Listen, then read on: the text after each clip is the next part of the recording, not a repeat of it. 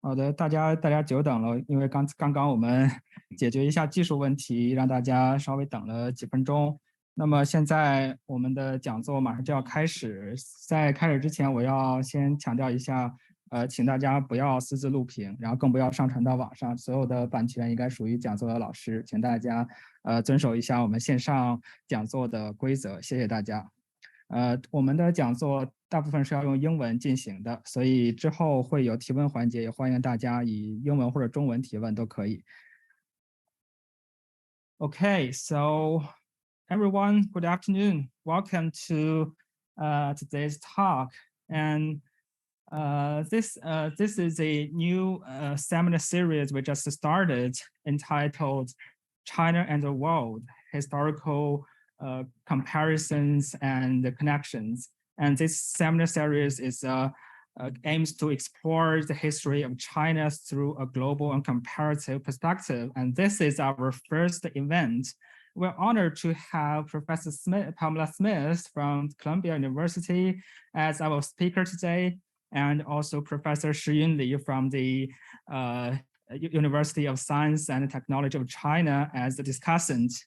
I think the talk and the conversation between the two experts on the history of science, respectively, in Europe and in China, can give us much insight in this field. So, because many of our audience here is Chinese, so first, please allow me to introduce our main speaker, Professor Pamela Smith, today in Chinese. Thank you. 所以现在感谢大家来参加今天的讲座。那么我首先用中文来介绍一下Pamela Smith 教授。Pamela Smith 教授是美国哥伦比亚大学历史系教授，科学与社会研究中心的创始主任，而且他也是现在一个非常有名的，在科学史领域非常有名的 Making and Knowing 项目的主持人。他的研究兴趣为近代早期的科技史与自然知识史，主要关注历史上的工匠技艺与科学知识的关系。他出版有著作专著3部，分别是《The Business of Alchemy: Science and Culture in the Holy Roman Empire》。所以这部炼金术的生意这部书，他获得了美国科学史协会的 Professor 最佳著作奖。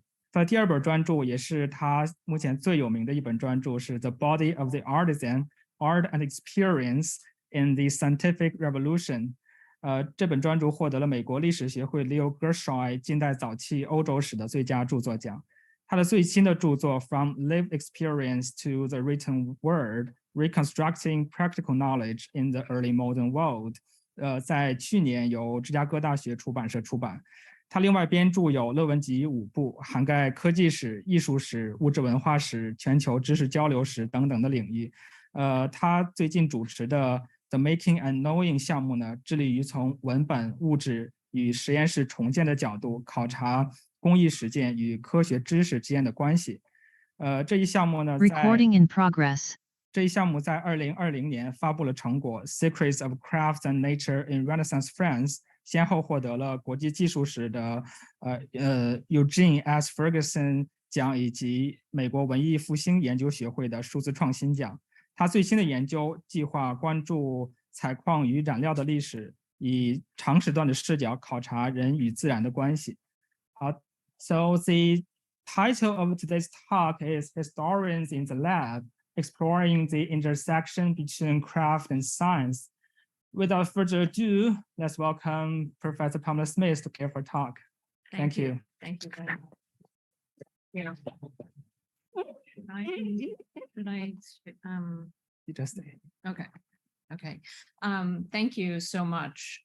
Let's see, I have to orient myself a little bit here. Let me just wait, what are you doing?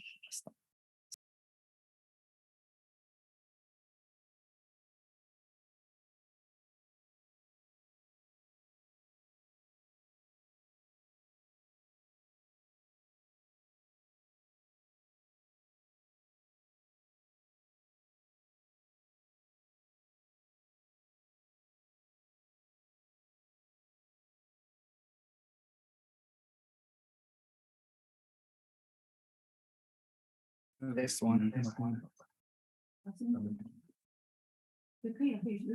Okay, now Now, can you Oh, hear yeah, me? yeah. Yeah. Okay, stay muted. Okay. Okay, should I, maybe yeah. Except I need to get back to the PowerPoint. Here. Here it is. Thank you. Okay, thank you so much. How do I move your screen? I don't know how to move on this. It's not moving. Oh, Okay. okay. Okay, great. Thank you. Okay. Thank you very much to everyone who has made this possible today. I want to thank Professor Huang Yang.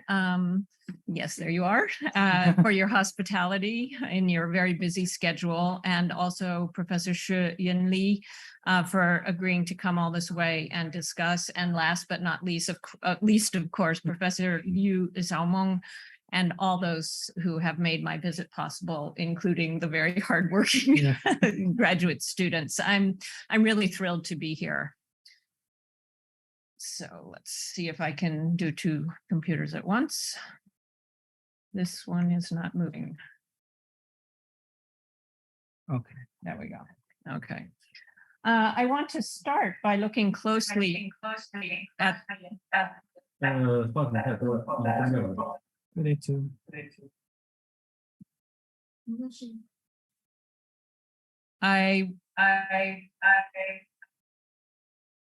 What happened?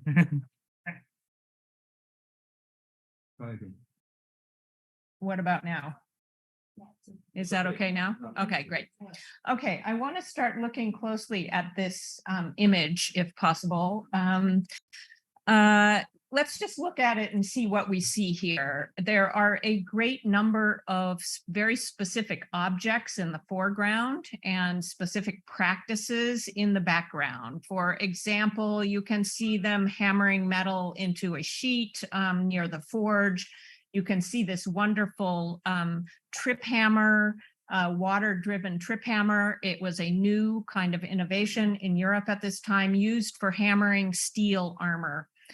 Similarly, the polishing wheels, the single cam-driven polishing wheel in the background, and hammering the rims onto cannon carriages in the very far background.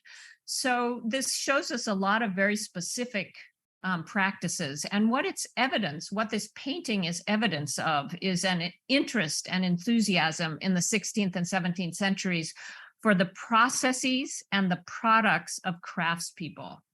And this is just one piece of evidence for an interest in not only craft and art. And what I mean by art is not just fine art as we interpret it today, but art in the sense of actual working with the human hand. So an interest in art and nature, or natural materials. Practical knowledge, in other words, in early modern Europe. A painting like this at the beginning of the 17th century rested on a long history of, from about 1400, of many types of people beginning to write down their techniques. Many types of practitioners, craftspeople. Before this time, before about 1400, books of practice were almost exclusively written by individuals from a scholarly world. But in 1400, in contrast, artisans themselves took up the pen, including painters, gunpowder makers, ship's pilots, fortification builders, dancing masters, among many others. They all practiced what were called the mechanical arts, as opposed to the liberal arts, the arts suitable for a free person. So the mechanical arts, working with their hands, producing objects, making a livelihood.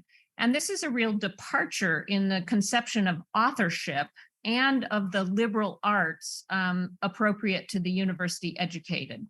Often these texts were on new subjects as well that had never been part of a classical ancient canon of books, such as here, mining, or here also a manuscript on mining by a goldsmith. These were many different kinds of authors, practitioners, such as here. This is Hieronymus Brunschwig, who was a barber surgeon who learned by apprenticeship. He didn't learn in universities. And he wrote about distillation for medicines and surgery. And then on the far right is horse doctoring.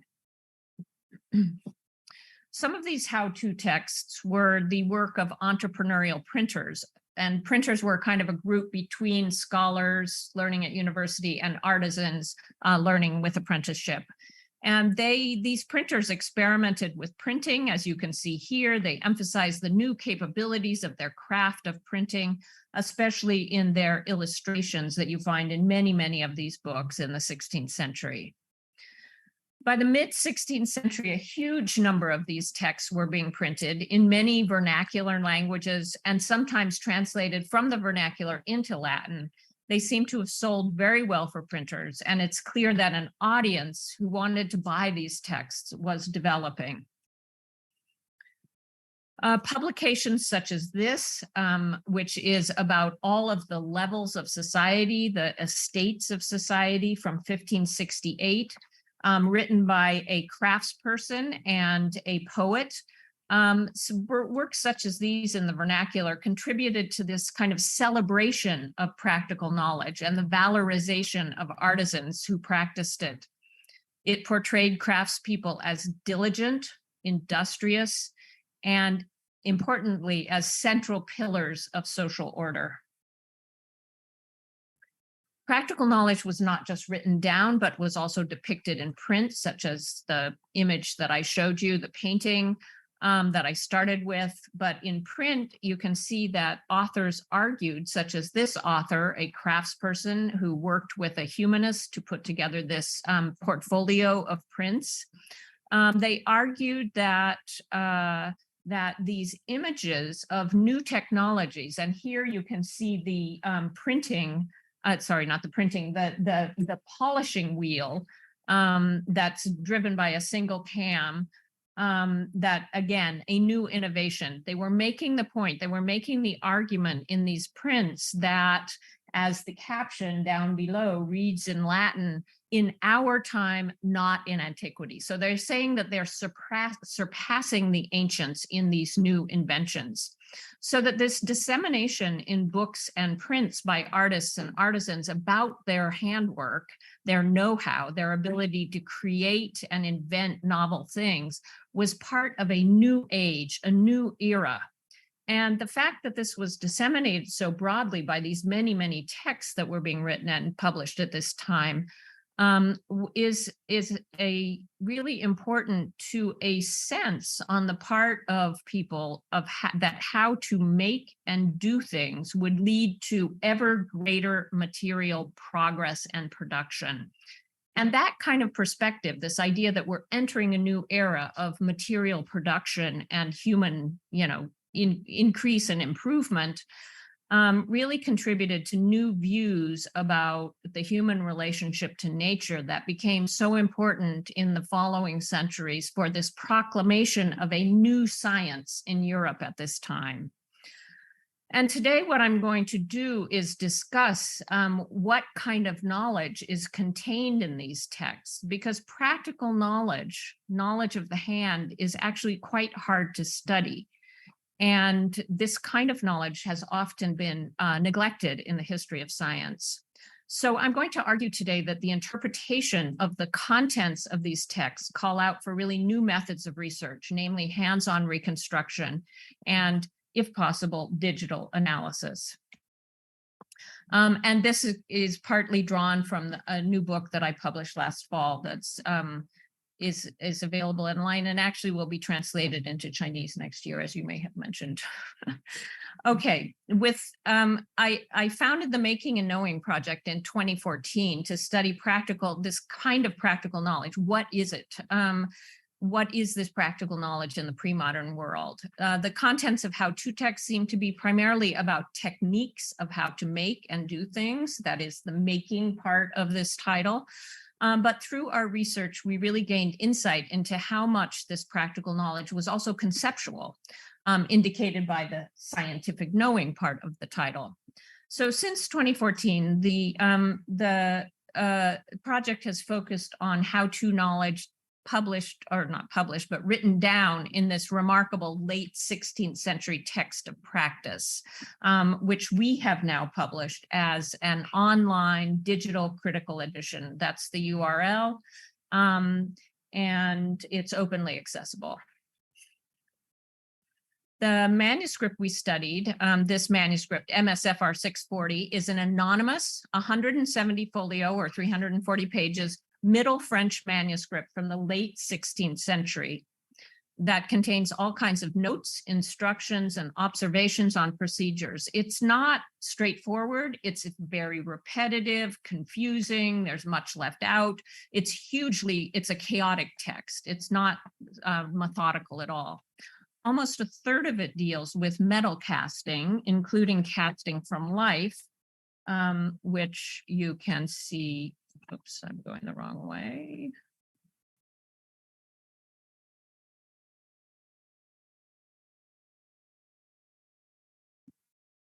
What happened here?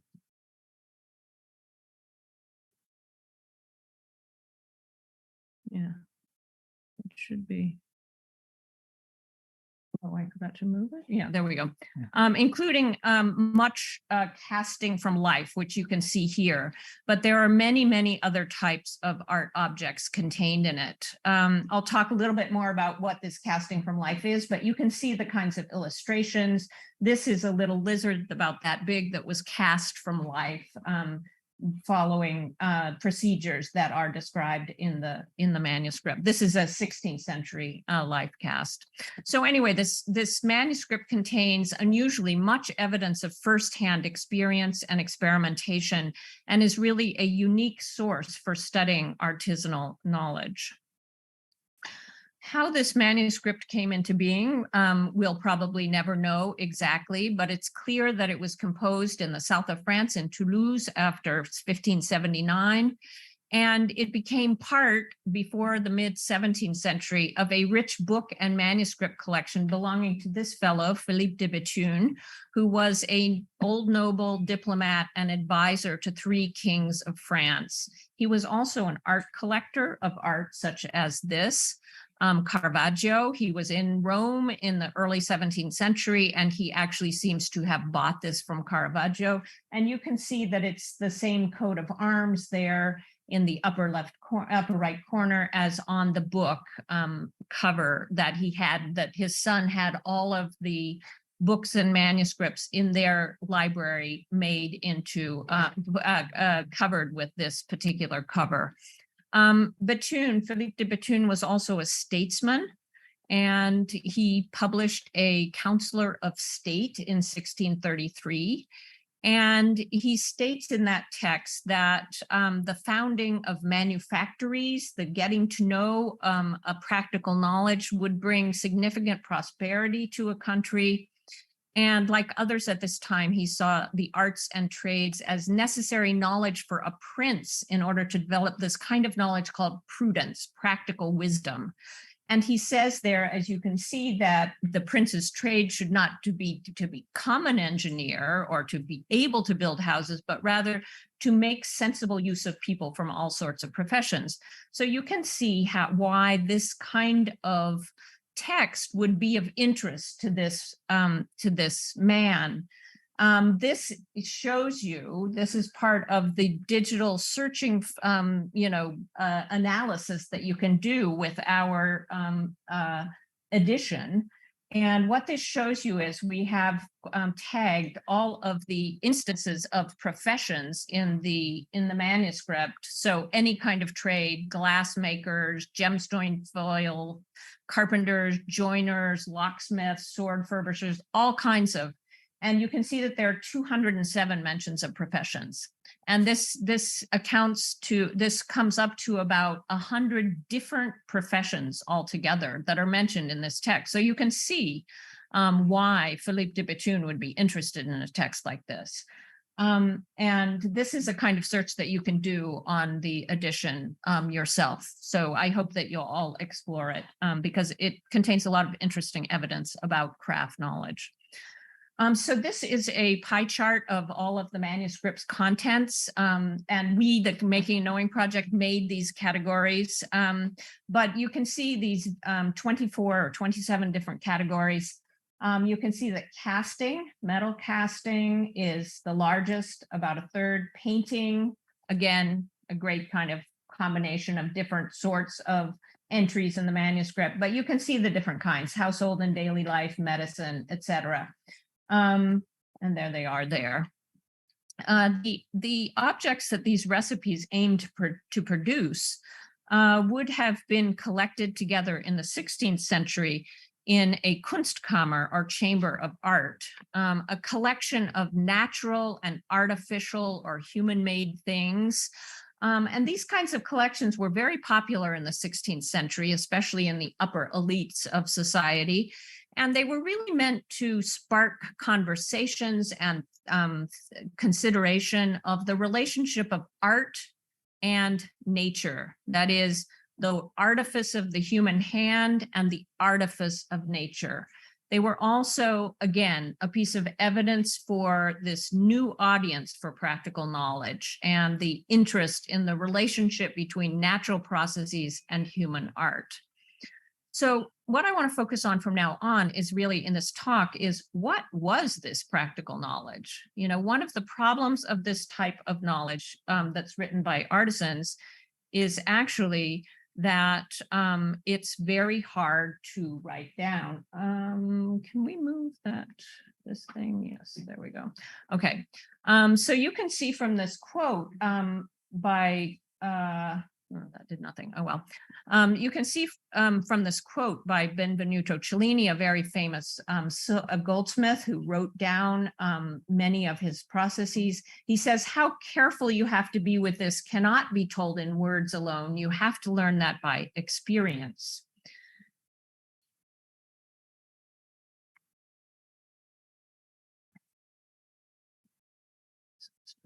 Hang on. There we go.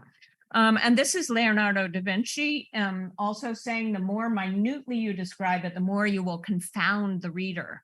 So the problem with practical experience is it's very hard to write down because it becomes very complicated very quickly. You know, how do you write down how to ride a bike, for example? No one can learn to ride a bike, you know, by reading a book.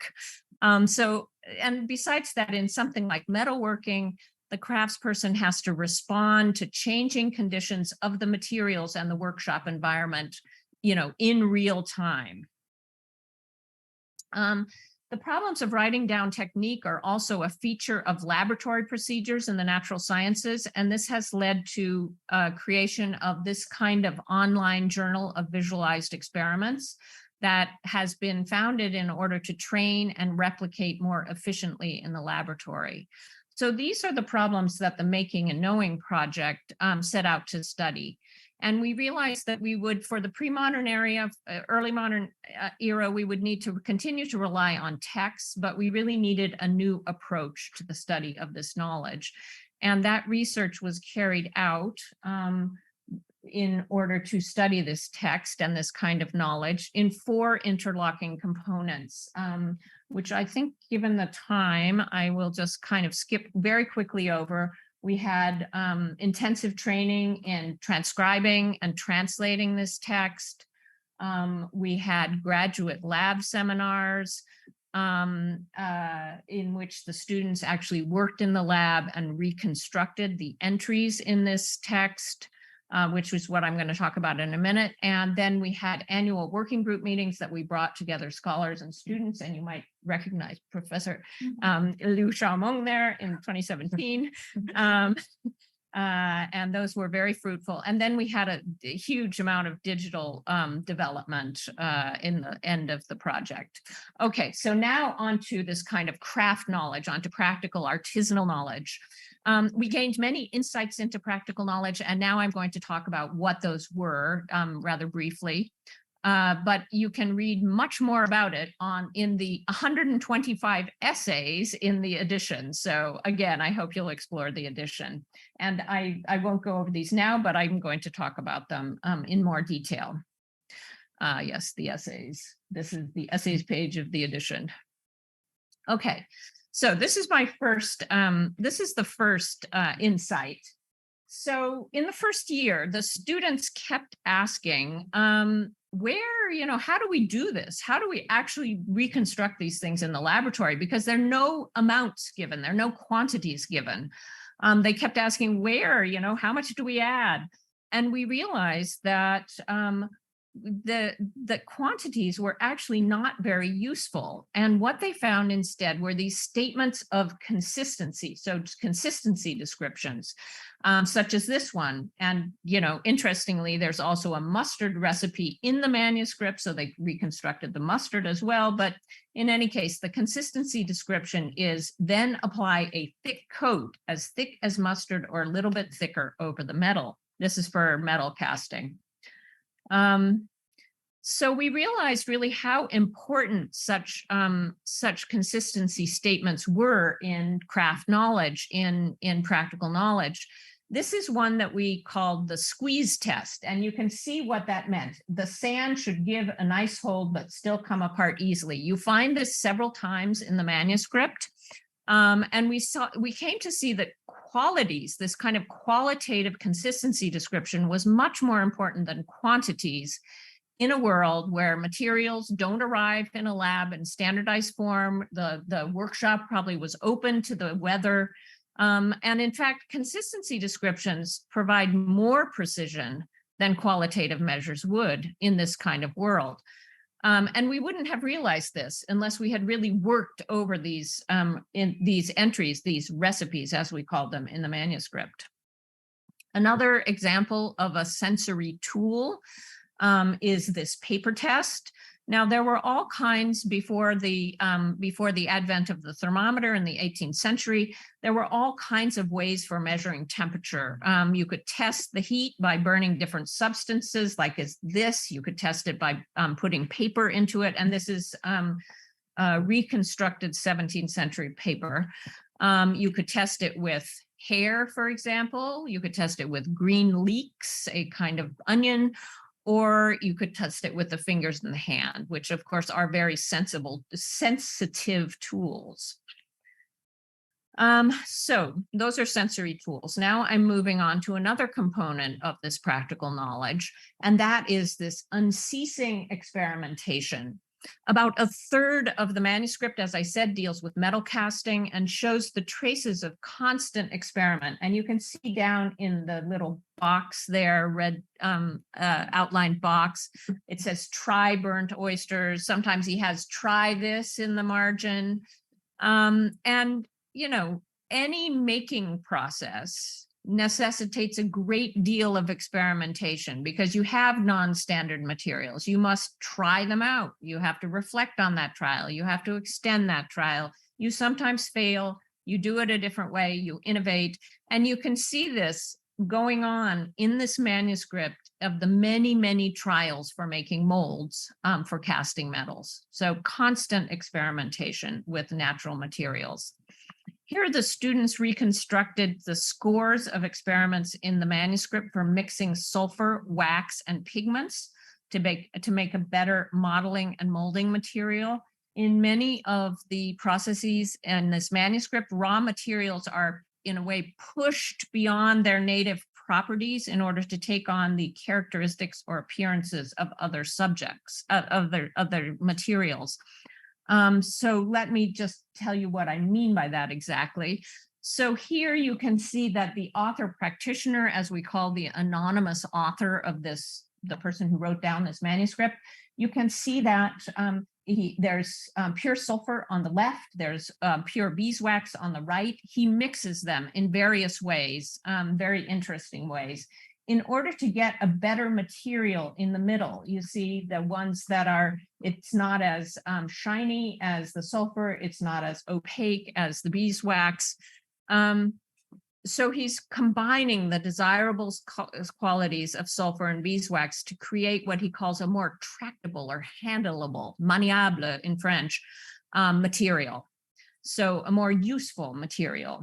Indeed, in all of the processes of the workshop of transforming different materials from their native states hard, brittle oyster shells, for example, into fine, powdery, as he calls it, impalpable sand. The author practitioner investigates the properties of materials and how to transform them from one state to another. And if you read practical texts at this time that were being written by artisans, you can see this aim of creating a more workable or useful form, such as transforming brittle iron into malleable steel. This constant material investigation into transformation, which is common to any workshop, is a way to hypothesize about what materials and processes work. And through that, to articulate taxonomies of materials and their standard ways of processing. And what these experiments really in transformation reveal is are the underlying ingredients and properties of materials, and that which assist in understanding the relationships among different materials. Like here, oyster shells, alabaster, calcine bone can all be treated in the same way in order to try and gain a more tractable, useful material. Now, from this kind of experimentation within this kind of large, effort at transformation, standard components emerge, such as technical terms. And this is something that we realized about this word impalpable. It's used across French, English, and Italian texts on metalworking, impalpable. And it's used in this manuscript. And in fact, the author practitioner even defines it. He says, in these trials, he found a material that is fine enough to slip through your fingers without being felt. So you can see how impalpable or impalpable is a technical term in this manuscript. Out of such intensive firsthand experimenting, a kind of systemic knowledge of natural materials emerges, such as here in the system of categories used by the author practitioner and other metalworkers. He uses Aristotelian categories of cold, hot, wet, dry, but much more prevalent are the opposition that he uses between fat and lean, such as fatty sand and lean molds, and sour and sweet. So these are terms that he talks about metals and sands and all kinds of different materials in this binary spectrum of qualities. So this is a kind of underlying set of principles that structures his practice. So he takes something lean and he wants to add fat to it. And I call this systematized set of principles or categories as a material imaginary. You could call it a vernacular science, you could call it a knowledge system, but I think a material, it emerges out of the materials and their properties. And so I call it a material imaginary. Let's skip this one. In many of the processes, such as color making, shown here, and in art more generally, raw materials are processed and pushed beyond their native properties. So again, pushed along a spectrum beyond their native properties in order to imitate the characteristics and appearances of other substances. Such as here, imitating gold in a gold-colored pigment. Okay, this is very common. Commonly used by furniture makers to imitate real gold gilding. Simple example. It's in the manuscript. It's in many other practical texts. The manuscript contains instructions for imitation of all kinds: imitation marble, imitation glass, rouge clair, all substances that can be found on objects from the 16th century. The manuscript's focus is partly about imitating here more expensive materials in a cheaper media, but also here this imitating emeralds, and that's a real emerald in the ring, and the imitation emeralds that the students made from red lead. It's an amazing transformation. But the manuscript is also interested in imitating optical effects. For example, in sleight of hand tricks, imitation red wine turned into white wine, or imitating the particularity of flesh tones that differ by gender and age. According to the author practitioner, different pigments are used for different genders and age. Here is imitation coral, or as the manuscript calls it, counterfeit coral. But counterfeit in this period doesn't mean fake or deceptive. It means a convincing portrait or a convincing imitation. Striving to imitate other substances by transforming materials in the way that I've talked about actually organizes the goals and processes in the practical work of making new materials. So imitation is a way to structure the everyday work of the workshop. But imitation is also about gaining knowledge of natural processes, a kind of what we would call science today. And this is articulated by the 16th century potter Bernard Palissy, who claimed to imitate natural processes in the earth in his making of ceramics, and particularly in his imitation of jasper. And this is, so he's a ceramicist or a potter who made this kind of amazing plates and dishes. They're very big and they contain molded from life animals and plants. He also made these glazed spoons on the right. And through such making, he developed theories about the formation processes of rocks and minerals in the earth. So he claims that in his imitation of nature, such as you see here, that he actually has gained a theory of how rocks and minerals form in the earth. So it's a very important claim to understanding nature. Now, the manuscript also contains a recipe for imitation jasper, which we reconstructed. And in this recipe, the author practitioner does not make the kinds of claims that Palissy does. In fact, this manuscript doesn't proclaim knowledge making. It doesn't proclaim anything in particular, but nevertheless, the author practitioner is engaged in the investigation and experimentation. That's the same kind of work that Palissy is doing in his workshop. And so Palissy's claims are part of the kind of everyday practical knowledge of the workshop. And let me just explain this slide here. On the far left, you have natural jasper, our imitation jasper. It took us 3 years to reconstruct jasper, actually. And so there you have unpolished jasper at the top in the middle and our imitation jasper at the bottom. And then on the far right, you have what the author practitioner says you can do with this imitation jasper is encrust bed frames with it. So it's kind of an everyday decoration. And that's what we put it in this artificial wood to see what it would look like in a bed frame. Another connection between imitating and knowledge making in the manuscripts is in the manuscript in its imitation of living things and lifelikeness through techniques such as life casting, shown here. The author practitioner was preoccupied with imitating and preserving lifelikeness of ephemeral living things by this kind of spectacular transformation of materials through life casting into metal. He was also preserving lifelikeness through processes that preserve the plant on the left or the animal itself on the right. We can find many entries in MSFR 640 that aim to preserve lifelikeness, such as here.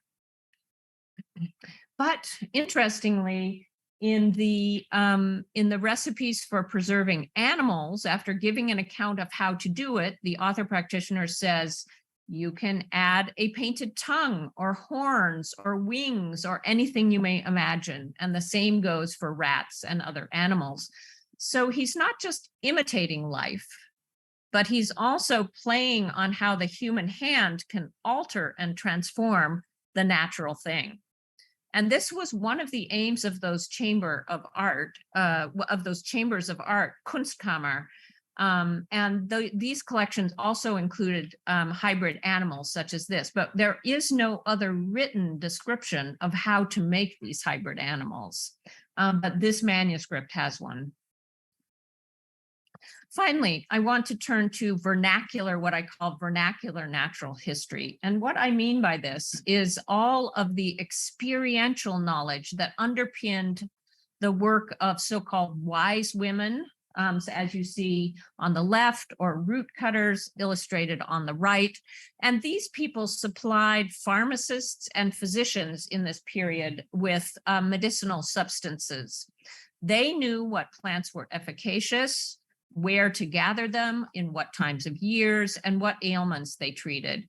They were intermediaries between the natural world and the textual knowledge of university-trained physicians, but they were absolutely essential in making knowledge about the natural world. They were part of a distributed network of knowledge making about natural things.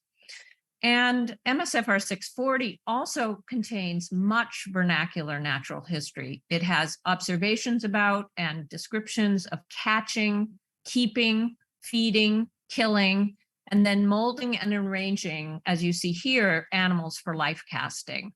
So it contains all kinds of information about animals. It's very unusual for this kind of vernacular knowledge to be written down at this time. So that's another way in which this manuscript really is evidence of this kind of knowledge that exists, but is hard to see because it's not written down, and it's hard to write down. Okay, so now I'm going to conclude by saying one word about the evidence and the method that I have talked about, that we used in this project, about reconstruction as a technique for coming to understand all the dimensions of this kind of practical knowledge, this knowledge that is generated from human engagement with materials, that emerges out of the materials themselves as they build the skills of human beings. Among the recipes in this manuscript are a few for medicines, including this burn salve. And this recipe is unusual for two reasons. First, because it's a medical recipe. There are very few in this manuscript, as opposed to a lot of the other kinds of texts, practical texts. But then second, because it has an explicitly religious content, and there are very few such mentions of religion or, anything that has a religious dimension. And the content here includes saying a Christian prayer, the Pater Noster, the Our Father, and using holy water to make this burn salve. Now, using this prayer, the Pater Noster, was not unusual in the workshop. It was a way of timekeeping. It was very common to use a prayer for timekeeping. But in this case, as you can see, it is, there's a kind of ritual element to it. You say it 9 times, and then you say it 8 times, and then you say it 7, all the way down to 1. So it really seems like a ritual. So we reconstructed this. In fact, Professor Liu Shangmeng reconstructed it. As we intoned the 45 paternosters and stirred, the mixture of linseed oil and beeswax, which had begun as this kind of partially yellow, runny liquid, underwent a kind of spectacular inspiriting into a pure white fluffy material, increasing in volume about 5 times. And so what we really realized by doing this is that there was a material dimension. We realized the material meaning of the religious ritual. We saw how the spiritual aspects of this process were materialized in this ennobled, inspirited, and according to the author practitioner, very efficacious product.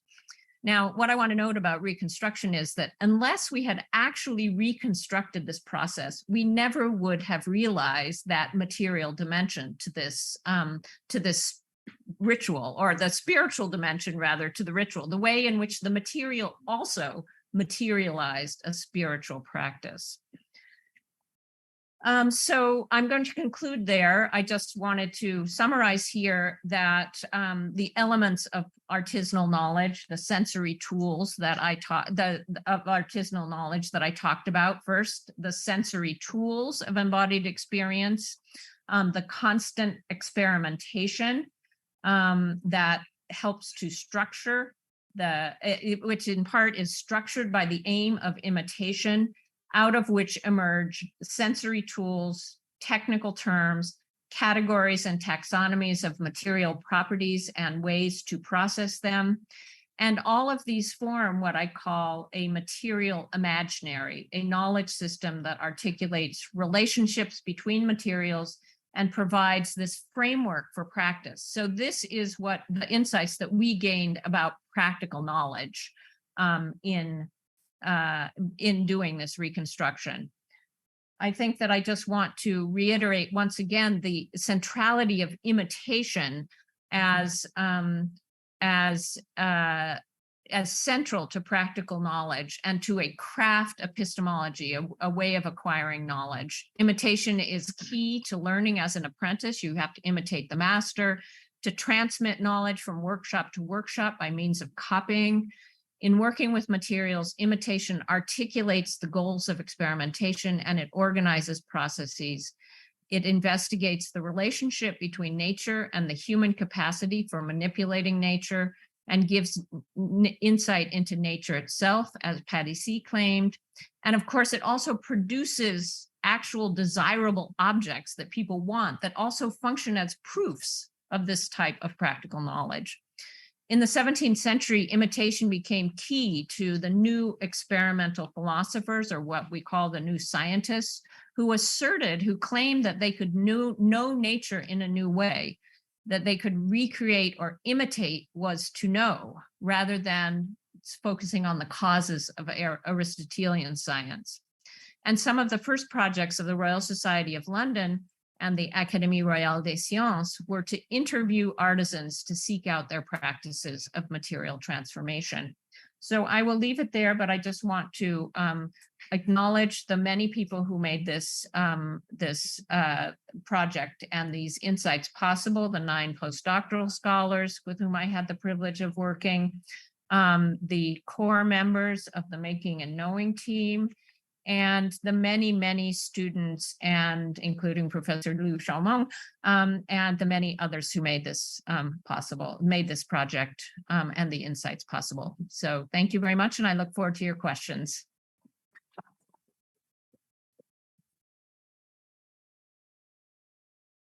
Okay, thank you, Professor Smith, for you can just stop sharing. Yeah. So thank you for this so interesting and so insightful talk today. And I think our audience may have learned a lot, and it also bring up all the good memories in the year 2017 when I was spent in the Making and Knowing program in Columbia University.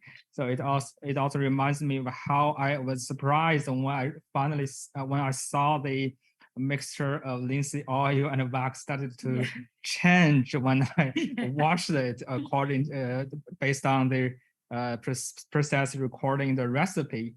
So I think everyone will have their own takes on this talk, and for my own, but the first one is, I think as a Chinese historian, I always find in order to research of the technical issues of artisans may be a hard thing to do because there are so little historical resources left. But still, from this talk, we can see how informative if we adopted this new method of reconstruction in order to know how the artisan really do things and making things and also engage with the object with their bodies in history. So second, I think most of our audience will be in the field of history science. They must know Dagmar Schiffer's work on the crafting of 10,000 things, and that is the discussion of how Chinese literati's interest in the craft knowledge. But here from Professor Smith's talk, we can see, except from besides the literati's understanding of the artisanal processes, the artisans themselves only have their own distinct way of knowing and even philosophizing the material practices. So that is the two things I found really interesting in this talk. And also this, the title of the talk is Historians in the Lab. And the lab experience is, I think most history students do not have the lab experience. But this kind of research method is not strange to history of science and scientific archaeology. So that's why we have the honor to have Professor Shiying Li from the University of Science and Technology of China to serve as the discussant for today's talk. So let me just first give a brief introduction to Professor Shiying Li in Chinese. Okay. 非常感谢大家今天，好的，感谢大家今天来听这场讲座。然后在介绍石英里教授之前，还有一点我之前忘了说了，就是刚才Pamela Smith 教授的演讲里也说到了，他的2本书即将有中文版出版，一本就是 The Body of the Artisan， 另外一个就是他的新书 From Lived Experience to the Written Word， 它都会由江苏凤凰美术出版社出版。然后其中这个 The Body of the Artisan 这本书大概在今年年底或明年年初会出来。好的，那么下面我介绍一下石英里教授。石英里教授是中国科学技术大学科技史与科技考古系教授兼人文与社会科学学院执行院长。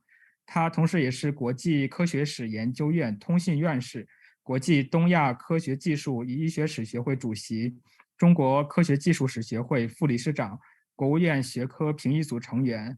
他也是 Annals of Science 自然科学史研究等学术期刊的编委。他主要的研究领域是天文学史、物理学史、科学思想史以及中外科技交流史。他出版有非常多的著作，我想我们在做中国科技史的老师同学们肯定已经非常熟悉，那么我这里就不再一一列举。然后同时呢，他还有主讲有2部教育部的精品视频公开课程，包括科学简史、科学革命篇和科学简史科学中国篇。所以那么我们现在就有请石英里老师来做这个评议，还有好的，对，好的。Okay, thank you very much, Professor Smith, for this very instructive and very inspiring talk. Very beautifully presented. So many beautiful pictures, and also your own artworks. Yeah. So I think really I enjoyed it very much. So actually, we are working in a relatively different. Myself and are working on different fields. Although we are all historians of science. So today maybe I will I understand or I will understand your talk from my point of view as a historian of astronomy and a little bit physics. Yeah. So first of all, I think you present as a very important work this manuscript 400 640. Yeah, 640. Yeah. 640. Yeah. Yeah. So I think it's very important because when we are a graduate student, we already learned that one reason why there was the so-called scientific revolution was this kind of combination or this merge, coming together of two types of knowledges. One is the scholarly knowledge, the other is knowledge of these craftsmen, right, or craftspeople. But in all books we read very little. We read a lot.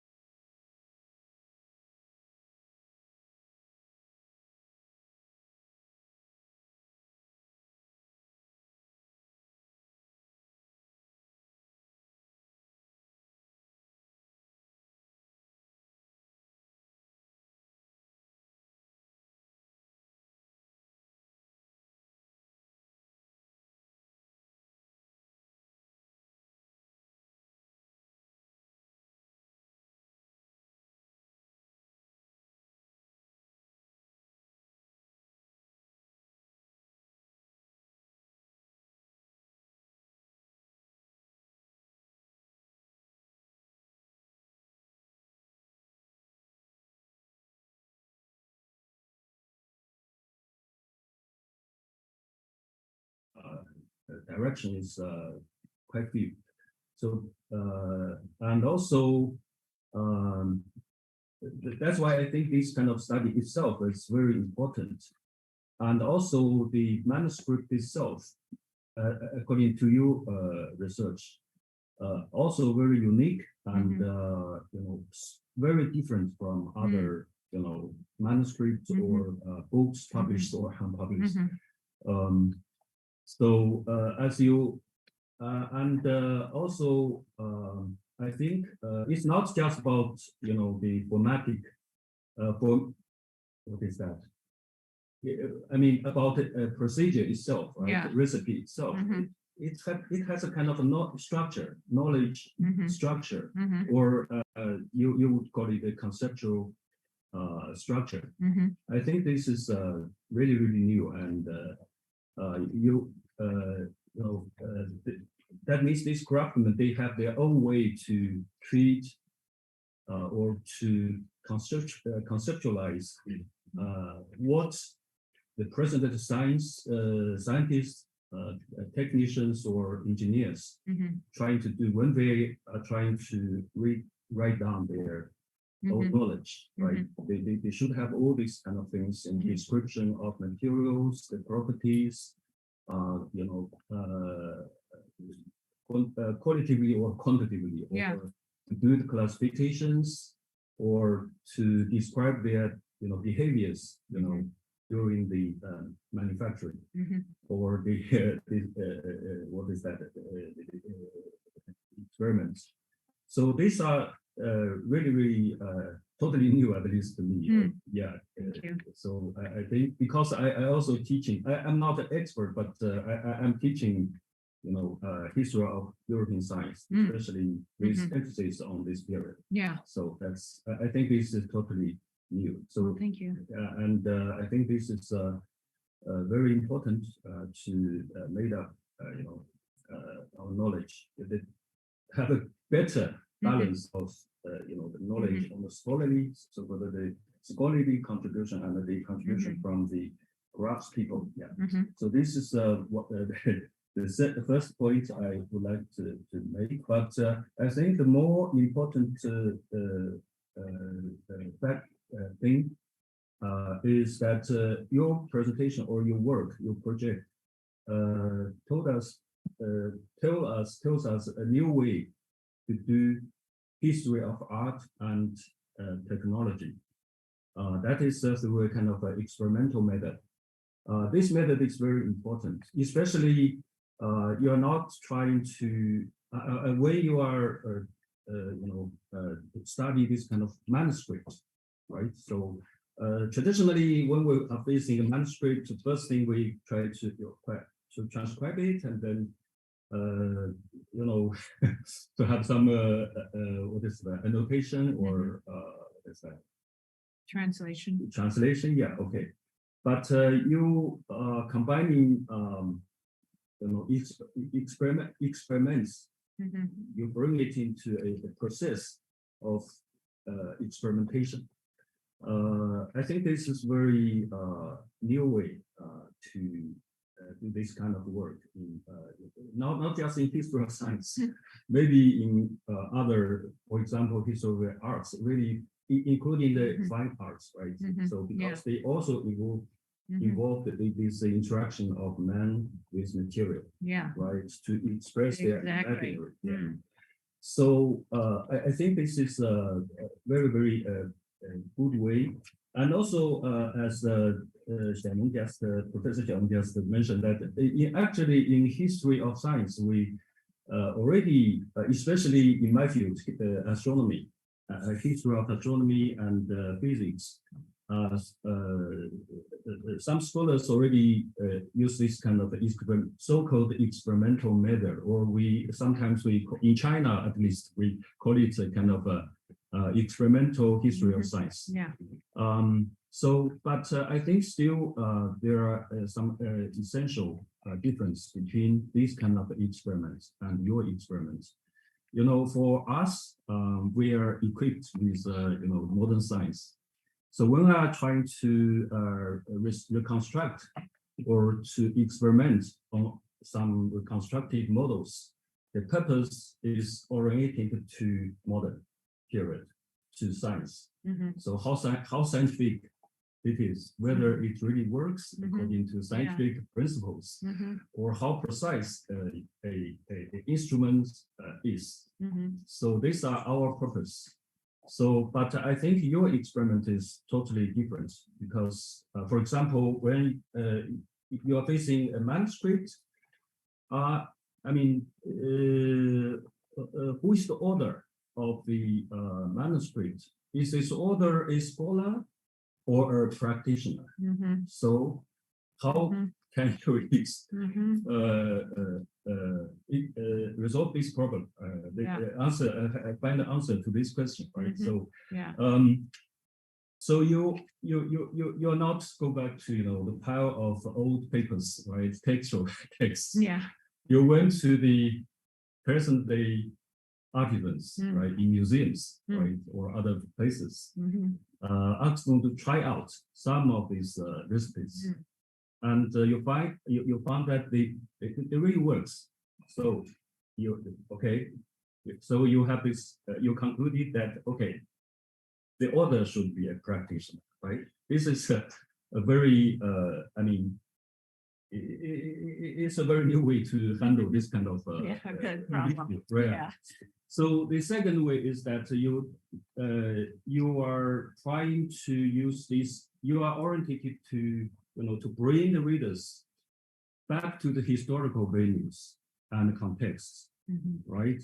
How artisans in that period practicing their crafts, right? So this is totally different from what we have done before, right? So we do not care about how this instrument was made, by what kind of people, with what kind of material. Sometimes maybe we will take it into consideration, but we are not care about what is their knowledge about these materials, right? So this, I think this is a very important difference. It's widened this kind of, if we say, there is really a small field called experimental history of science. I mean, you work very largely, I mean, enlarged this, the extension of, and also the depth of this field. So I think it's very important, especially now, actually in China, we are, more and more historians are, show their interest in the history of material culture. So I think this is the way, and also we found, except the work by Song Yunxin, the crafting of millions of things, as that, but we also can find some manuscripts. Maybe they are quite late, but.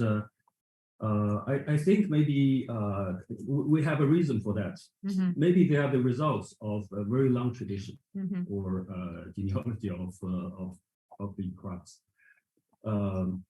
So, but how? I mean, this provided a new way, so to approach these, to treat these manuscripts.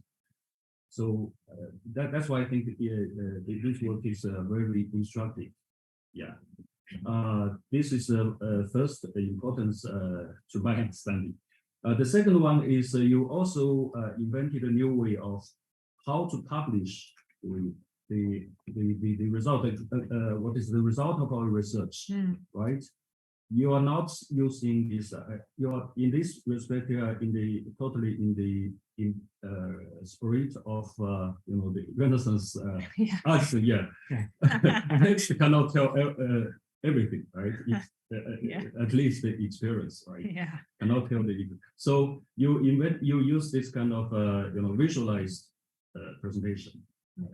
I think this is very important, and also you publish it through a website. So that you cannot read not only the original manuscript, the modern translations, also the format is very considerate. I mean, I'm glad. And also with this multimedia information, right? Like videos or other format of information feeding. So I think this is also very innovative. So because I have some friend who is running kind of new media, they are also thinking about to publish a kind of visualized journal. Now, when I first heard about this this idea, I just have no idea about what a kind of visualized journal would be. But through your work and the example you gave us, I realize what is it and why it is important, especially for the new for this period. Yeah. This is also this is one point I would like to make.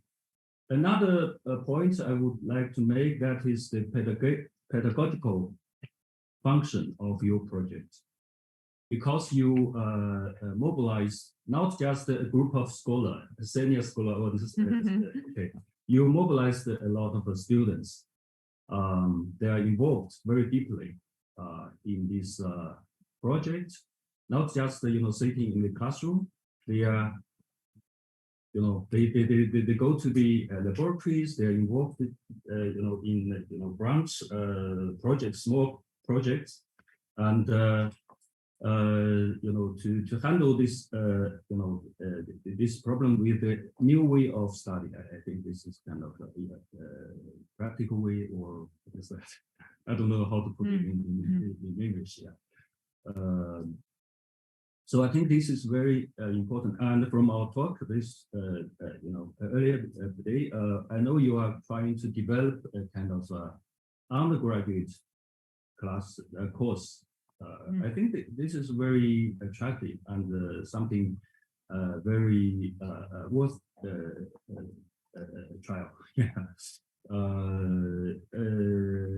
Especially for, I mean, this is beneficial not just for students in humanities, but also for students from science, technology, and engineering. Yeah.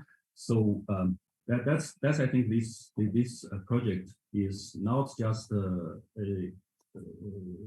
good for scholarship of scholars, but also for the students. Yeah. So that's my my observation. I'm not sure whether it is correct or not, or we can discuss about it. So as a historian, I also have a couple of questions. Great. Yeah, I hope you can answer. So you use this term, nuclear history, natural history. So we know this is the term, first appeared in Polanyi's building, right? In his work. And then actually, Francis Bacon also emphasized that the basis of philosophy, of the new philosophy, was the natural history. So, what is the difference? I mean, the essential meaning of this. Why they use this term history, right? To describe this type of knowledge. Does the meaning of the term change from Polanyi to Francis Bacon? So this is my first question. Second question actually is connected to this term, the understanding of this term is so do we whether for example we know for example Francis Bacon, he used a lot of sources, from books, from hereabouts. I mean, from what he read, what he hereabouts. Did he use any material from this type of works by craftspeople? And what was his idea about this knowledge in the building of, in the construction of his philosophy? Yeah, music and philosophy. Great. Okay, Thank you. Can they hear me? Yeah. Okay. Thank you very much. I really appreciate all of those comments, and thank you. You gave a wonderful summary of the kind of 5 important points I think that I feel are also important about this project. So thank you very much. I think that, I'll just say a word about, I think, your second point, bringing the readers and the listeners back to the historical context and the historical texts of craftspeople at this time. But I also think, my real effort in this and in my book that I just published is really to show how much this kind of practical knowledge, handwork, has not been theorized. That it's even today, you can talk to scientists, laboratory scientists, and they talk about the ways in which they learned from their bench partner a technique that, is never written down, but you just have to know it. And, this has led to a lot of problems of replication in laboratory techniques because, in fact, they can't all be written down. So that point of, what is it? What kind of knowledge is it if we can't write it down? How is it transmitted and all of those kinds of things? So people have talked about that, obviously. There are many people who have discussed that, cognitive scientists and others. But I think that for the history of science, it hasn't, as you pointed out, really been theorized. We've talked about that merging of hand and mind, but it hasn't been, really what is this knowledge really? So, I see it as still relevant really to today. And I guess, how do we get at that knowledge if we don't have texts? I think that, texts of this sort that really give us real insight into it, like kind of direct insight. I do think that recipe texts, objects themselves, kind of reverse engineering them. And then interestingly, for those kinds of industries or activities that were very much controlled by the state, like mining, that there are sometimes very rare records of, government officials recognizing the experiential knowledge of miners, saying things like, the miners know how to do it. They have a special knowledge of this area. So, I think that although it's a real problem to get at this knowledge, that there are other ways to do it than just the writing down of, these kind of how-to texts that's so common in Europe from 1400, but not so much in China. Okay, so to your questions, why use vernacular natural history? So I guess, that's one example. There are many things I call this kind of knowledge over time. So vernacular science, but the problem, I think that that's a good way of making people realize that there's a kind of science, a system of knowledge, a systemic form of knowledge that craftspeople had. But I think it can also be misleading in giving the idea that it's a very methodical kind of knowledge that could easily be written down. So that's why I changed to material imaginary.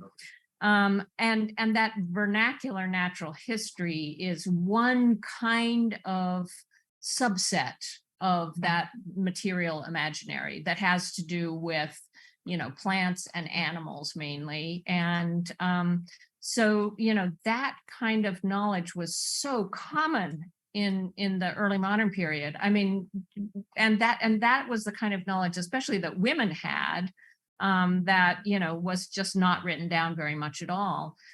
Similarly, the catching of animals, catching of crayfish and lizards, that kind of thing is never written down. But there's a lot of information about the behavior of animals, where they live, what they look like, what you should do if they bite you, how to keep them from biting you. So all of that kind of really experiential knowledge that we just never see, we don't even think it exists, is what the point that I wanted to make about natural history. So that's just one subset of this kind of experiential knowledge. But you're absolutely right that Francis Bacon talks about natural history and sees that as the kind of meeting point between physicians, especially with their knowledge of experience and nature and, handwork to the extent that they had it at that time, and the substances of nature that actually go into medicines. So that, many of the early members of the Royal Society, the early experimental philosophers or new philosophers, as they called themselves, were physicians. And they saw their particular kind of knowledge as natural history, and they were very interested in it. So it was this kind of first place that you could go for thinking about, how do you get knowledge of nature? Because that was the real problem for the early Royal Society was none of them were craftspeople. And they all, they had this idea, they proclaimed that they had this powerful new kind of knowledge, just like Francis Bacon had proclaimed, but they didn't actually know what it was or how to do it. And that's why they wanted, in their very first project, the History of Trades project, that's why they wanted to interview craftspeople. But it didn't work because the craftspeople were afraid that they were going to steal their knowledge. They didn't want to give it up. And the members of the Royal Society were, in many cases, too arrogant to actually deal with those mechanical, people, those rude mechanicals. And so, that was really a matter of social hierarchy getting in the way of knowledge making. And so Bacon talked a lot about the crafts. Bacon talked a lot about practical knowledge. But the thing is, he says things like, what we have to do is make craftspeople literate, meaning they have to be able to write down what they do. But what he doesn't realize, because he's not at all, he doesn't work with materials, if he wants somebody to get him snakes or, whatever he needs, he will send somebody to get them for him, send a snake catcher. So again, it's the hand workers who have that kind of knowledge, and Bacon doesn't. He thinks if we could just write it down. And so that's really the problem. I mean, that's what the great kind of show of the Royal Society was. I mean, it was a performance about knowledge of nature. We have this powerful new kind of knowledge of nature, but actually they didn't know how to do it. And up through the 18th century, if you really wanted to get things done, you needed to employ craftspeople. So I think that, that's the important point about those the institutionalization in the Royal Society, in the Académie Royale des Sciences in Paris, that both of those were formed in the 1660s, founded in the 1660s, those scientific institutions. And the point about them is that they made a proclamation about knowledge making, about the reform of knowledge, but they didn't actually have any real way to do it.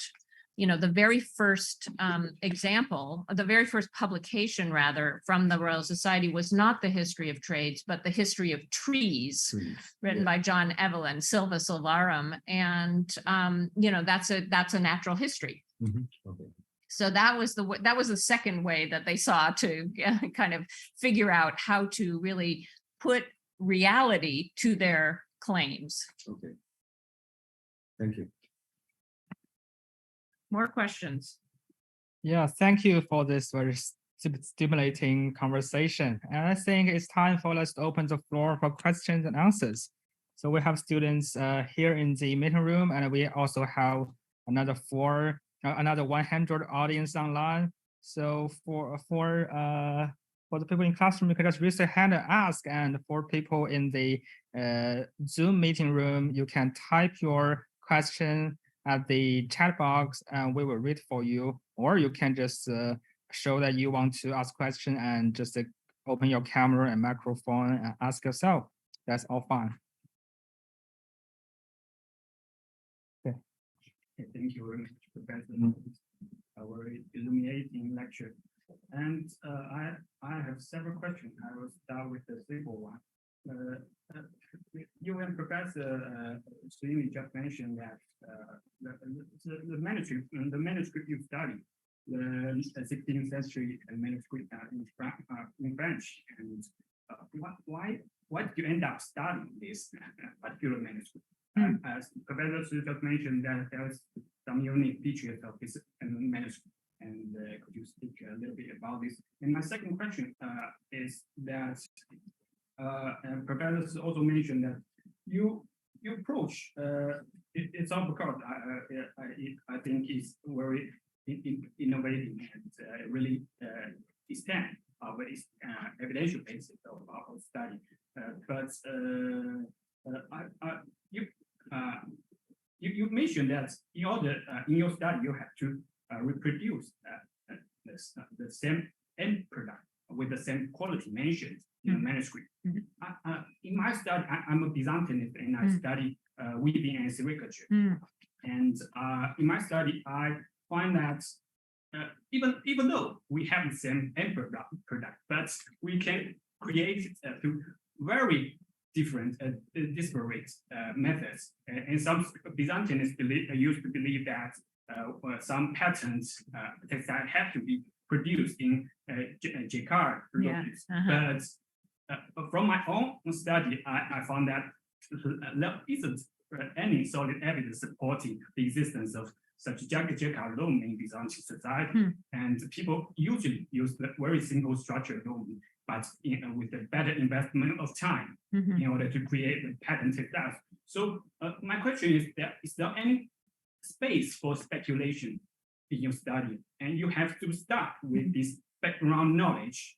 And we know that in this recipe manuscript, the records are very concise and not into very detailed.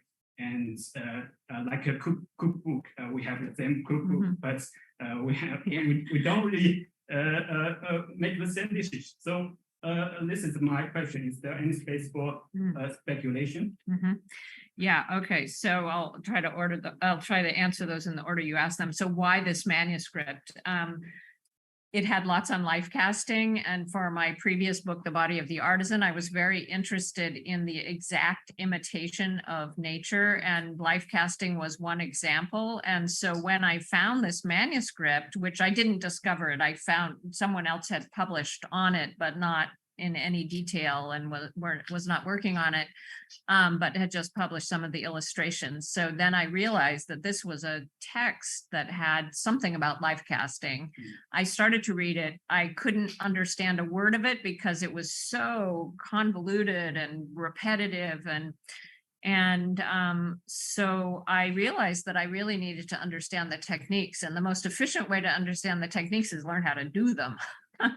And so I worked with a historical, a silversmith who had been trained and was interested in historical techniques. And then as I read more and more in the manuscript, I really realized how much there was in it about many different trades and crafts. And so I realized how valuable it was to give us insight into the text, into the knowledge of craftspeople at that time. And I read it in conjunction with other texts of practice, like Vinocho Biarangucio's text about De Pyrotechnia, about all kinds of metalworking, Agricola's text, who is not a craftsperson, but certainly interviewed people and observed mining. So, that was important also to have kind of more of a context. So in terms of, reconstruction as a technique, yes, it's very, it's as problematic as using archival sources, basically. And maybe, it's people think about it as more subjective because you're doing the thing, and drawing the conclusions from it.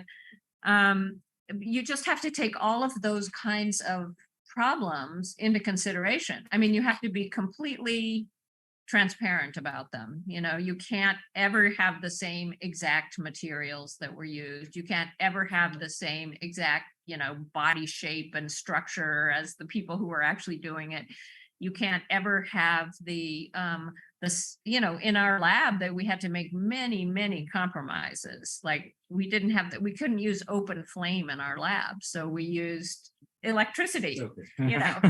So, but you have to take all of those into account, and the level of certainty that you're trying to get is, especially for us, we were, all learning how to do these things in one semester, so very short time. And so we had an aspirational ideal, which was proof of concept, okay, which meant that if we could follow the instructions and make something that seemed to correspond to what the author practitioner was trying to make, because often he doesn't even say what he's trying to make, he just gives instructions for something, and you have to figure out what it is. And to do that, you have to look at all kinds of objects from that period in museums. You have to look at other texts, recipe texts of all kinds, and see if you can find other similar processes, which often you can. There are a few very useful texts that we used from exactly the same period. And sometimes even later. Sometimes we found these processes in much later texts, even from the 19th century. So yes, you make a lot of compromises, but if you are transparent and upfront about those compromises, I think that you can still get good information. I mean, it's not like the answer for all of history. It is a tool, and it's a tool for a particular kind of text also, of interpreting a particular kind of text. Your third question, which I did not write down because I thought I would remember it, but now I don't remember what it was. Oh, did I already answer? Already, yes. That's good. Okay. Okay, so why don't you just introduce yourself briefly? Hi, Professor Alexander. I did my undergraduate degree, my master's at Chicago with Deacon Johns. Very good. I'm an incoming PhD at Rutgers this fall. Oh, fantastic. And I really want to talk that with you, later. Okay, very good. Your course at Columbia. I'm on next year. Yes. First of all, thank you so much for sharing this very fabulous speech about the important experience in the laboratory. And I have basically two questions. One is building on your question, and the other building on Professor Schu's question. So, have you ever encountered any difficulties in making something, even if you have followed all those instructions in the lab, but you, as you mentioned, you don't even know what you're doing? Yeah, And is it possible for you to see something that you don't know what it is at the end? And if so, what would you do? And how would you adjust the procedure, or you just speculate what it is at the end? This is my first question. And the other one is building on Professor Shu's question about the different knowledge, one in the scholars trained at universities, and the other in the group of craftsmen.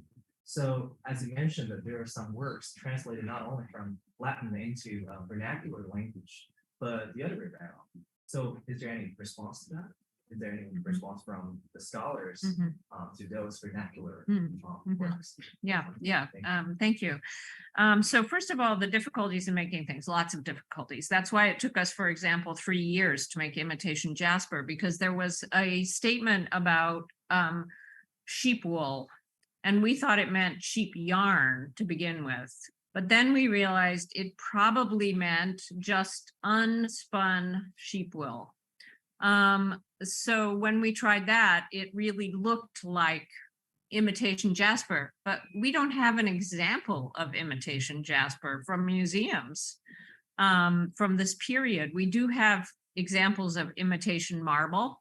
We know from texts that, of all kinds of festivals put on for the nobility, ephemeral art, in other words, that imitation jasper was something that was very popular at this time, but we don't have any examples of it. So, that is speculative. There's no question, that's speculative. We failed for 2 years, and then we made something that we thought, as you could see, looked like what it should. So yes, it's not foolproof, and there is a high level of uncertainty at the end of it. But in any sort of historical interpretation, even if you're using it's an interpretation, right? Scholars and craftspeople. Well, this is very interesting, and this is very much what has been written about for a very long time, which is that this is a moment of the coming together of mind and hand, and that's from both sides. It's the scholars are fascinated by craft knowledge. That's why you have paintings that, like the painting that I began with, which was by Jan Bruegel, that was actually made on commission for a group of Milanese clerics. So men of the church, they were interested, very elite. They were interested in this kind of knowledge. Scholars were interested. Princes and nobles and city governors were interested. I mean, that's why you get these texts, because they sell well for printers. That's why you get them being translated from the vernacular, that is from French and Spanish and Italian, into Latin, because scholars want to read them.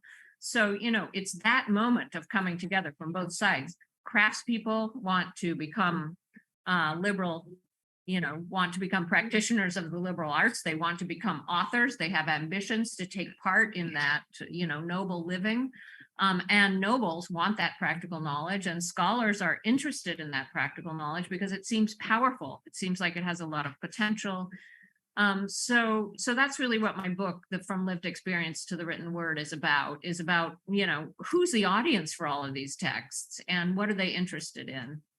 And, I think it's a very important moment in early modern Europe, as well as it's going out and colonizing large parts of the world and trying to trade with large parts of the world, and trying to gain power, within Europe, trying to extend territories and kingdoms and so on. That this is a powerful form of knowledge. I mean, one, because it makes weapons, right? I mean, just the brute force of power. But second, because it helps them, and this is very clear from this text as well, it helps them perform power. They don't really have much enforcement power within their own territories. And that enforcement power is done by a kind of theater of state.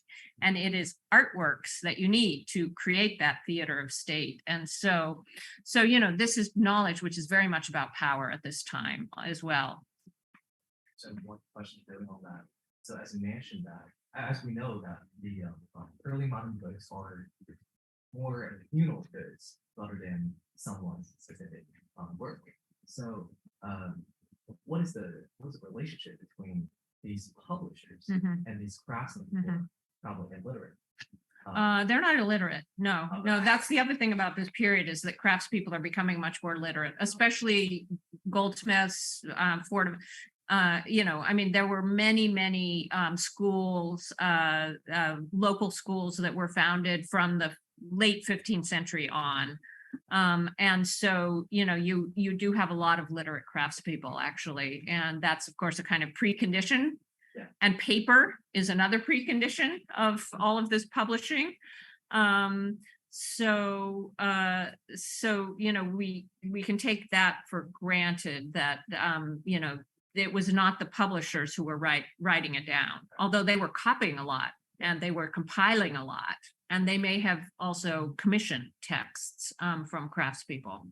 Thank you very much. Yeah, thank you for the questions. And as we already have 3 questions from the audience online, so I think we just take one.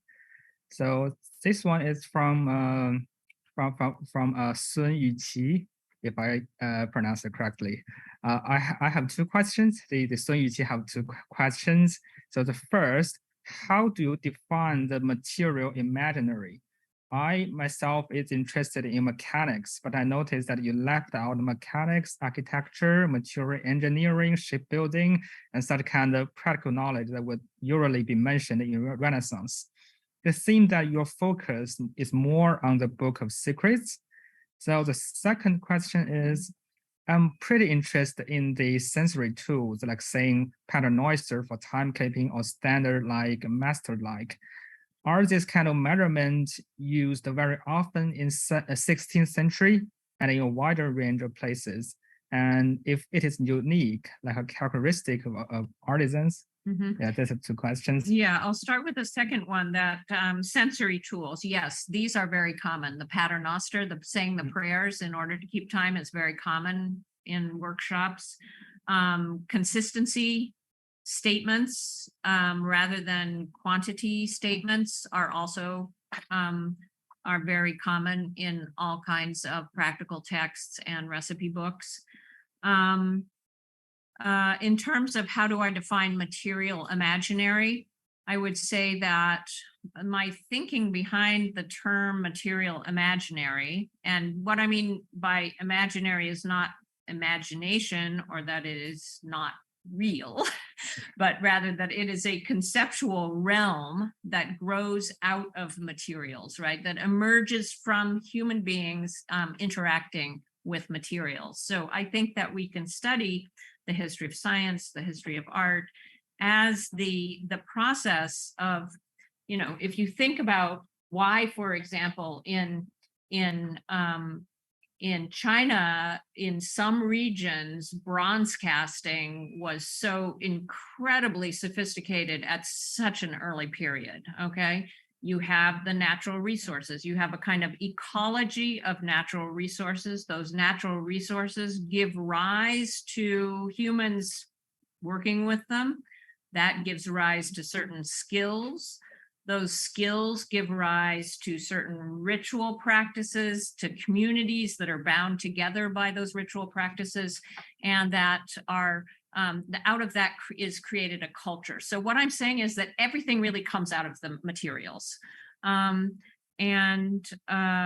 So that's really what I mean by material imaginary. It's what is the knowledge system that arises out of those materials in interaction with the human hand, with the human beings. It's, you know, it might be easier to call it something like a vernacular science or something like a knowledge system, a traditional knowledge system. Well, that's not a good way to actually call it, to label it, but it is a system of knowledge and a system of knowledge making, not written down, but you can draw it out of texts and objects and practices, I would argue. Thank you. So I just noticed one student from my class also has a question. So Kagan, are you still online? You want to say something? Probably not. I don't know. So any other questions? There's one. Okay. Yeah. Oh yeah. Okay. I'm going a student here who provides Professor. Thanks for your provoking lecture. I have several questions. First, as your slide mentioned, your team used the description of your experimentation didn't precisely depend on the quantity, but on the description of quality things. And my previous research is on the Chinese medicine. There is also a similar phenomenon that the Chinese medicine was inclined to use, is also inclined to use the drug with quality of illness or extra, but not on the quantity things. So I'm wondering, is there any similar things between them, or I'm wondering how is the quantity thing for the author of this manuscript, or at this period? Second question is with your colleague at Columbia University, his work on the vernacular industrialism is also about the vernacular knowledge and the imitation. She writes about Chinese writer or lecturer Chen Dietian, who used the technique of industrial of chemistry, but the Chen Dietian used this knowledge to homemade things. So I'm wondering, is the tinker the notion of tinker is similar to experimentation? Yes. Yeah. Yes. Tinkering is the way that other people have expressed it. I have to say, as a historian of science, I use experimentation because I think that it is experimentation. I think that it is the basis of scientific experimentation. It's a kind of exploratory experimentation rather than necessarily a testing. It is a testing experimentation, but it's may not be a proving experimentation. It's more exploratory. So tinkering might be a better word, but I use experimentation quite intentionally in order to make a point, just like using vernacular science in order to make a point.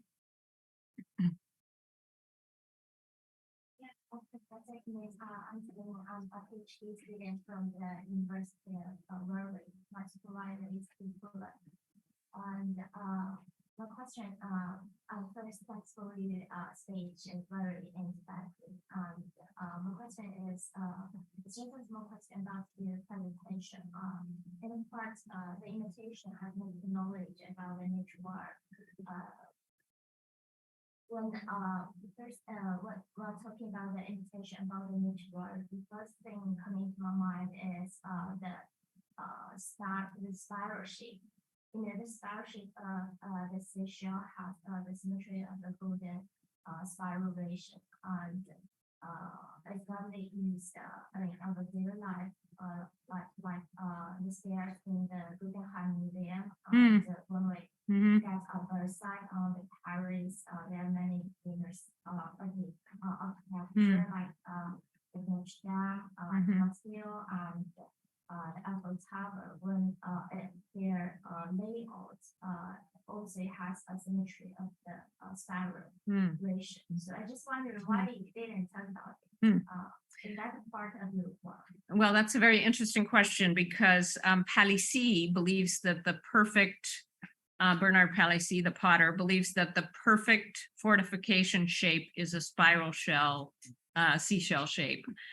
So, you know, that kind of effort to imitate nature in many different ways, life casting, you know, using the spiral shell as a kind of place of refuge.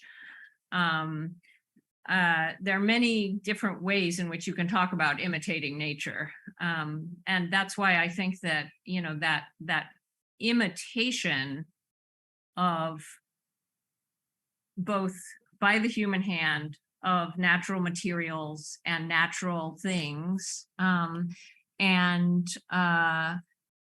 imitating other materials by, you know, transforming the material that you're working with to imitate another substance, you know, those are different, slightly different kinds of processes of imitation. But I think that that imitation of nature is quite central in this period, you know, in multiple ways, as I said, I think repeatedly. Yeah. So thank you for the question. Okay, Kagan, you can ask if you want. Just died. Oh, yeah. I'm not sure why. I think you have charge. Kagan. 哦，是，他还打不开，他还打不开，我们给他关掉了，对，只有从我们这打开，可以打开咱们是吗 ？Yeah, you have to be. Let me see. Yeah. OK， 哦，知道。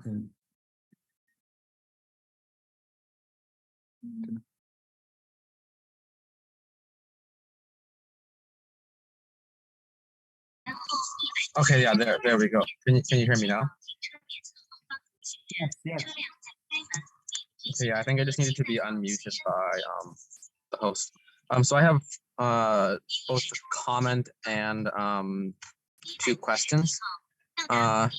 So I think first I've seen similar practices being used quite commonly in rural China with looking at these both manuscripts and or ancient texts, and as well as the physical objects themselves.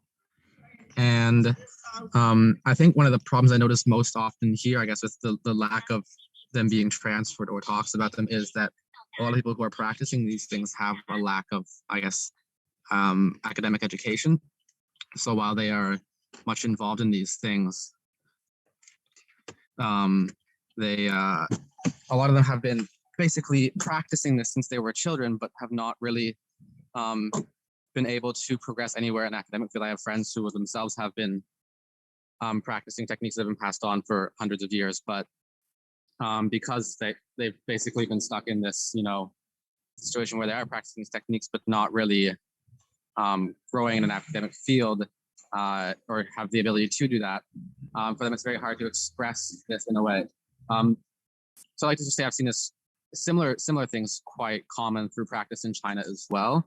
And I do feel that some things are not about methodological knowledge, very much about the field, because there's many things that I've learned while watching them produce things that you can tell they can't really explain how to make it. They can explain the general process and materials and ways in which to do it, but there are many specific finer aspects of it where you start to see the differences in different crafts, and where a lot of it is still about feel as well.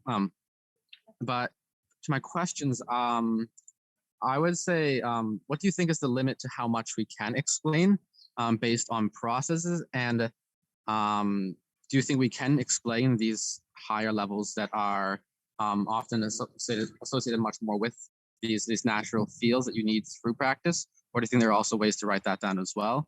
Or do you think there's a level as to what we can explain? And with regards to the imitation in the wares, like in some of the like the marbled wares you were describing, I was wondering if you guys have looked into or plan to look into imitation in wares in ancient China, because this imitation of nature is very prevalent in very, very early times in ancient China, especially in ceramics and porcelain. With these marble wares, we call them jiaotai in the porcelain field. And so it's quite a common thing from the Tang Dynasty onwards in porcelain as well. So I was wondering if you guys plan to also look into this as a different field too.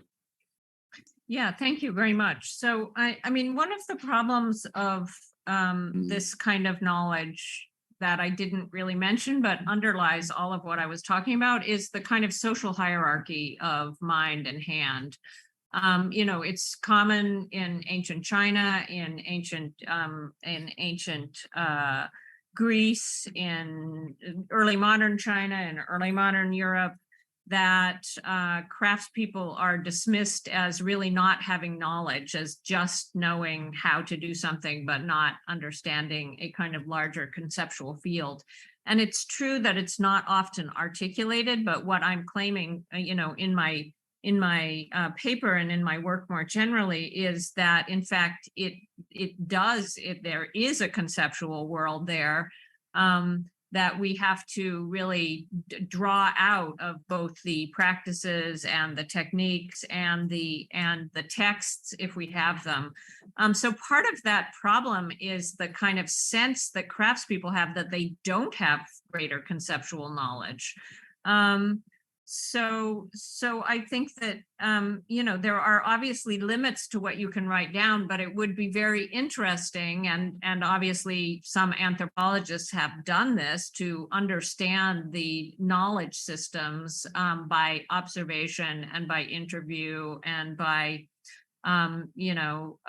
recording of practices. I mean, it's a anthropological, ethnographic rather, fairly common to try to understand a worldview or a social context or a culture through that kind of ethnographic investigation.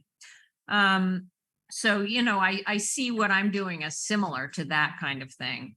And are there limits to understanding? Absolutely. I would say that some of those limits are about what people will tell you.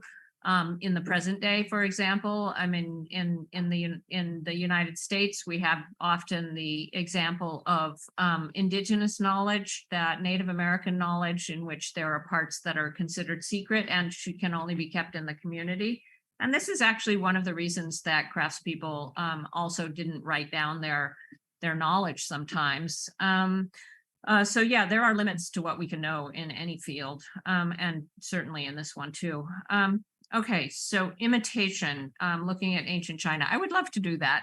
That's a good collaborative project.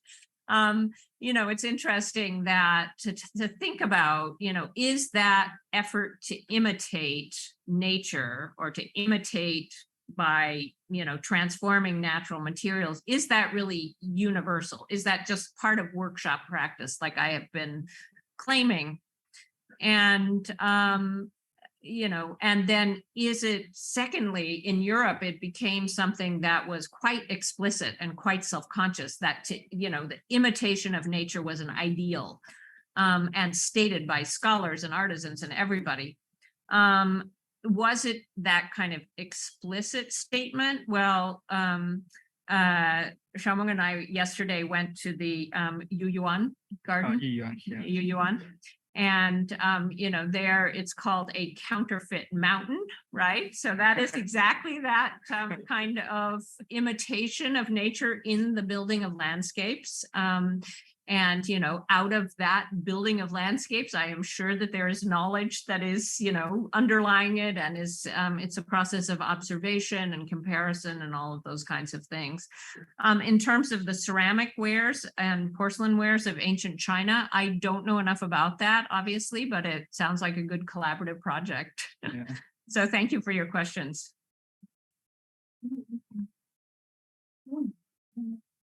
Oh, okay. Thank you for your speech. It's a rather refreshing experience for me. So I think the embodied experience of doing whatever the craftsmen do is really interesting. So my question is there any insight that you, in terms of whether this, like you said just now, this knowledge, this craftsman knowledge could be generally translated into some conceptual knowledge, or we have to just learn them through embodied experiences? Because if so, there is like a linear progress throughout the history.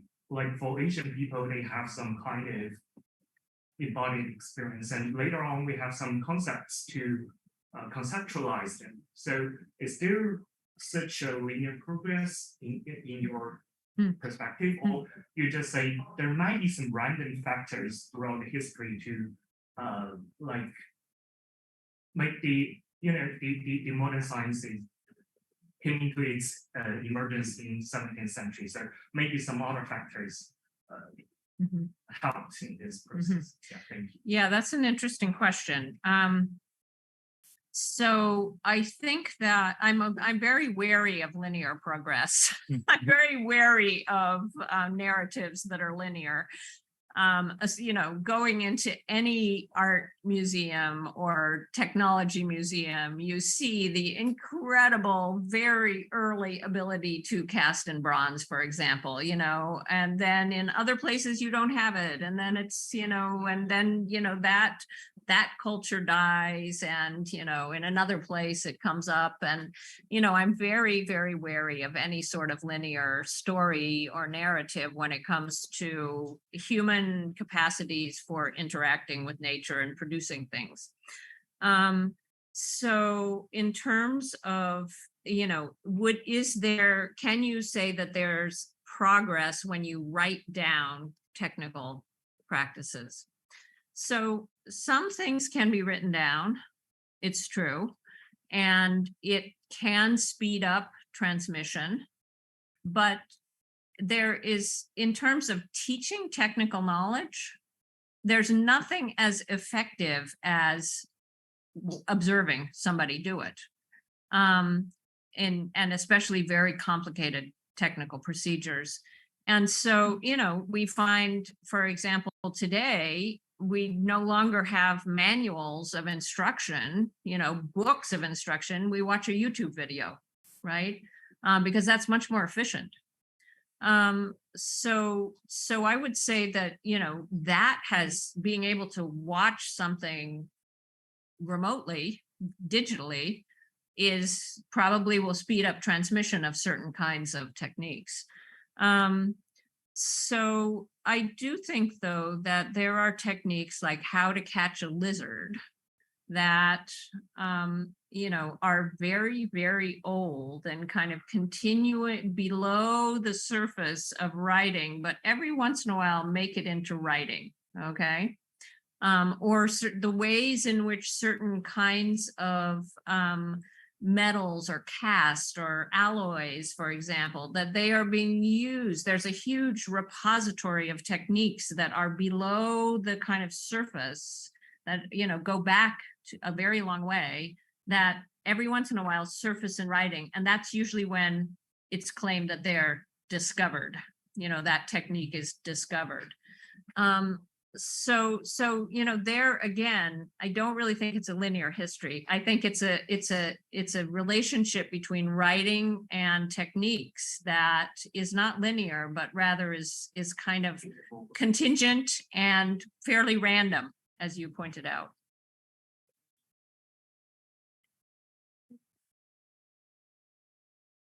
So, okay. So I have a very simple and fundamental question in terms of lab. That's the factors. Yeah. So you mentioned in the early modern, the crafts, they practice the crafts and making some knowledge in the lab. And also you are imitation in your university also is in the lab. So how do you define the difference? The lab is the same lab. So how do you define? Yeah. Okay, sorry, go ahead. Yeah. It's fine. So and also I think in the early modern times, they are the practice, they are the knowledge in the lab with the aims to explanation of the nature, the relationship of between the human and the nature. So do you have the same aims in your lab? That's my question. Yeah, very interesting question. The first one was that, so I would not call, and if I did, I misspoke. I would not call the workshop a lab. Yeah. I think that the workshop. Yeah, it's a workshop. Yeah. And the laboratory, the way that this name laboratory came into existence is very interesting, but it's definitely not the workshop. So in terms of the relationship between humans and nature, what is the aim? Yes, well, I think we haven't really thought about in the history of science that one way we could write the history of science is about the relationship of humans to nature. I mean, about the conceptualization of that relationship at any one time. And I think that would be a very interesting way to write a very long history of what I would define at a very general level as science, that is human interaction with the natural world. So, I'm saying that craft is that kind of science in the sense that it is interaction with the materials of nature. Do we have the same aim as historians? Well, I would say yes and no. I mean, I'm trying to understand what that relationship is, so I'm trying to reconstruct it. But I would say that as historians, we're also, believe that narrative is a way to explain and is a way to interpret, and that narrative is perhaps, not necessarily about a relationship between humans and nature, if that makes sense. I'm trying to clarify my thoughts here. That's a kind of different and textual activity.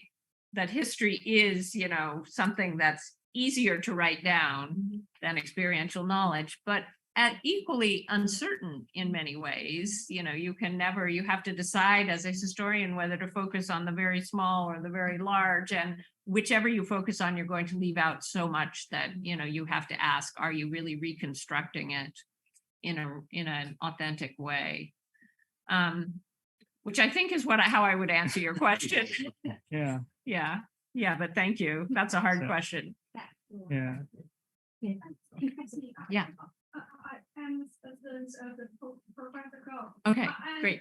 I'm very curious about the students, the research in your life, Uh-huh. their backgrounds. I mean, Yeah, you are good question. history, but those students or researchers, they have to do those kinds of the different and the research. Yeah. So what's the background? Very, very good question.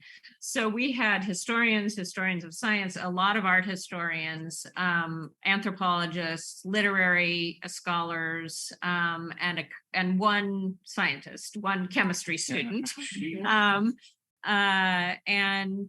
What we found that we had to do was we did a lot of skill building to start with. So we had a theme each year. So metalworking, mold making, and metalworking in the first year.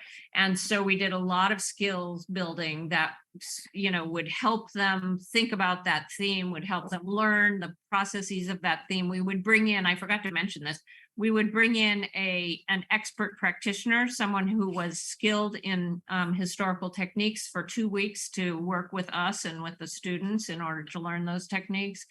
And when we had a printmaking year, we actually brought an expert practitioner who just trained us, the team, first in the summer, and then we trained the students in the next semester. So it was very intensive, you know, to decide what the theme was, to translate those parts of the manuscript, and then to have an expert practitioner come in, and to do all of that in 15 weeks of the semester was extremely intensive. So, you know, the students never became experts. I don't want to give that impression at all, that none of us were experts, right? But even given that, I think that we could make insights, and especially over the course of years, you know, because actually we built knowledge, you know, you could kind of see the knowledge being built with the successive cohorts of students, and you know, also we as the instructors were learning as well. So yes, the backgrounds of the students were not in hands-on work. Some of them had hands-on experience in, you know, weaving or dyeing or other kinds of things, but generally not. So we gave them exposure to skills. Yeah. So how did they enter your lab? Yeah. How did they find out about it? Yeah. Well, word of mouth, basically. Yeah. Okay, so I think it's already 2 hours, so of intense, very stimulating talk. I think we should let Professor Smith to have a good rest. But still, we have a question from my colleague in Zhejiang University, from Jilin Hui, and I think that the last question raised by our students is kind of related to that, because I think you have answered that. So the Jilin Hui is asked. So it seems like doing this kind of research is very demanding. It demands all kinds of skills, the data collection, all kinds of, so it seems like the threshold for doing history is getting higher and higher. So yeah, but seems like based on Professor Smith's answer, it seems like the key to the question is collaboration, and also never stop learning. Yeah, that's exactly right. Collaboration, never stop, and never stop learning, and having lots of energy. Yes. Which I no longer have. Okay, so I think that is quite good point to conclude our talk today. So thank you all for coming, and I hope that this conversation about craft and artisanal knowledge will continue afterwards. And also thanks Professor Shiyun Li for coming here. Yeah, in such a busy time. Yes. So, yes, thank you. Well, all. let me add my thanks to Professor Shu, Professor Liu, and thank you for all the wonderful questions from the room and from the audience.